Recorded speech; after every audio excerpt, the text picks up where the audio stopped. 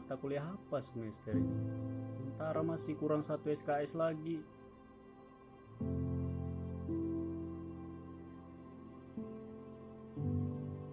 Kayaknya ISBD boleh juga ini.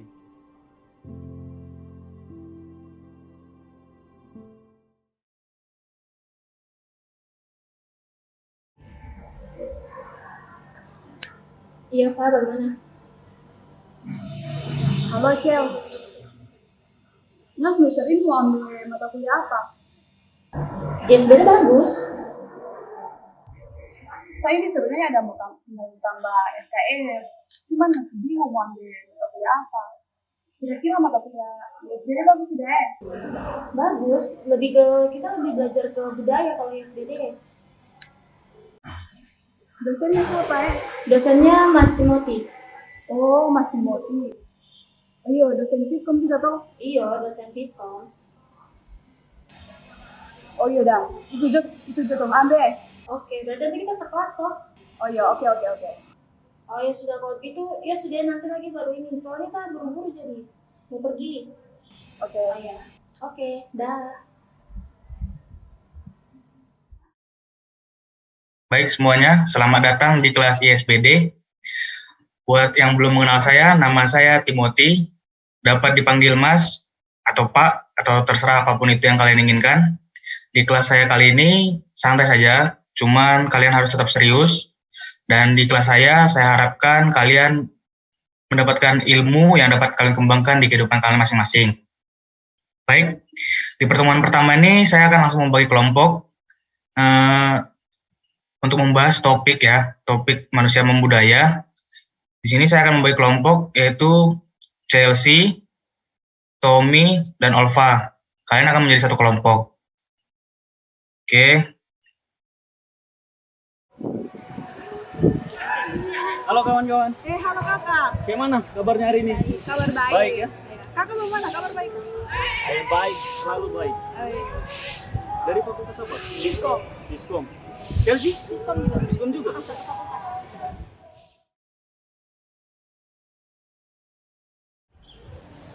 Jadi, mau bikin apa nih tugas? Bagaimana kalau kita bagi tugas saja? Ini kan tentang ISBD ini saya sudah belajar sedikit tentang materinya. Jadi nanti Kak Tommy bahas definisi, Olva unsur, terus sisanya saya yang metode. Jadi kesimpulannya kan kita bisa sama-sama. Oh iya, Oke. boleh itu. begitu Jo. Bagus. Chelsea, scroll ke atas.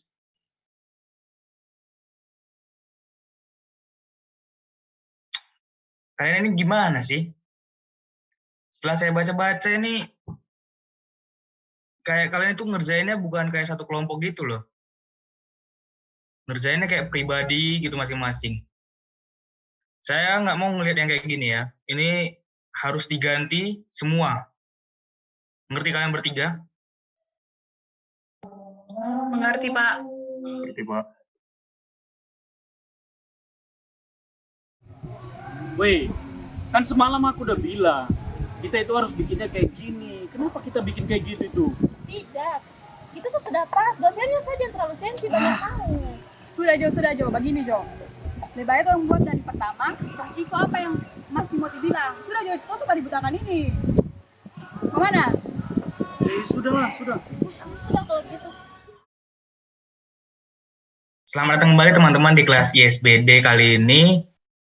Di sini saya harapkan kalian sudah mengerjakan tugas yang saya berikan minggu lalu ya.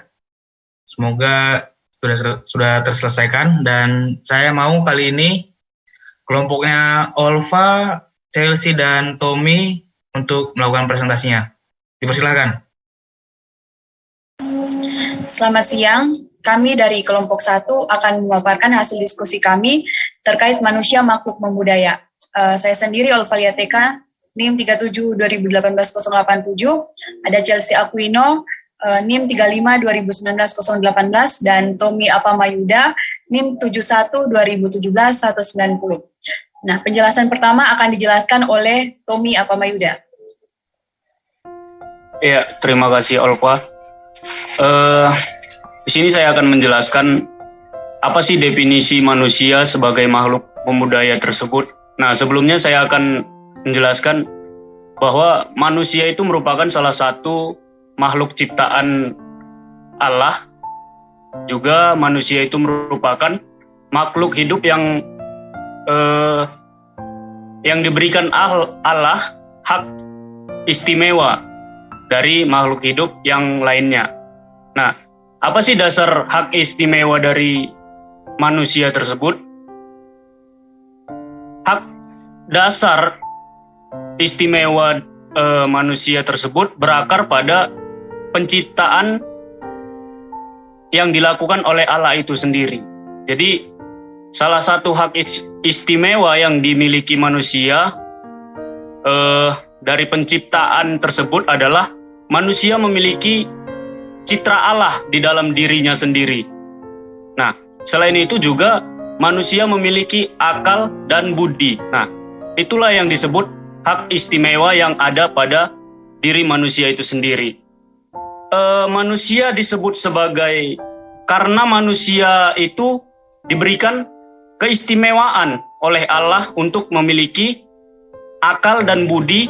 Nah, dari hak istimewa tersebut, dengan adanya akal dan budi, pikiran dan perasaan yang dimiliki oleh manusia tersebut, itulah sebabnya manusia berusaha untuk selalu terus-menerus menciptakan sesuatu yang baru, benda-benda yang baru, untuk bertujuan sebagai memenuhi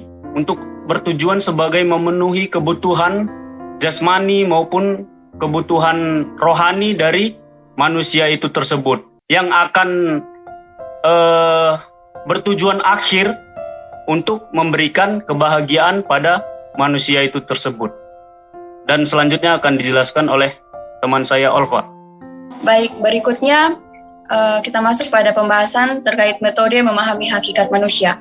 Nah, untuk memperoleh dasar pembenaran yang kokoh bagi penglihatan kita terhadap realita bahwa manusia merupakan satu-satunya jenis makhluk yang hidupnya berasaskan kebudayaan, maka metode yang mampu mendeskripsikan mungkin mengenai hakikat manusia adalah metode fenomenologi. Dari kata kerja tersebut kemudian berkembang kata fenomenon yang bermakna sesuatu yang nampak, yang terlihat karena bercahaya dan bersinar. Nah, kemudian dalam bahasa Indonesia, fenomenon sama dengan gejala. Jadi, fenomenologi berarti uraian atau percakapan mengenai fenomenon, uraian tentang sesuatu yang menggejala atau menampakkan diri. Kemudian akan dijelaskan oleh Chelsea Aquino. Baik, kita masuk ke memahami unsur-unsur esensial manusia membudaya. Ketika Kunjaraningrat 1990, 203 hingga 204 menyebutkan adanya 7 unsur universal budaya dalam cahaya fenomenologi. Kehidupan manusia dimanapun dan kapanpun selalu terdapat unsur-unsur kegiatan manusia yang jenisnya dapat digolongkan sebagai sistem. Yang pertama bahasa, yang kedua pengetahuan, yang ketiga peralatan hidup, yang keempat mata pencaharian hidup, yang kelima organisasi sosial, yang keenam religi, dan yang ketujuh kesenian. Sekian dari kelompok kami, mohon maaf jika masih ada kurang penyampaian dalam materi kami. Terima kasih. Bagus, kelompok 1 kalian berhasil mengerjakan tugas dengan baik. Selamat. Saya harapkan ini dapat manusia budaya ini dapat kita lakukan di kehidupan kita masing-masing. Ya, mungkin sekian untuk kelas hari ini. Terima kasih.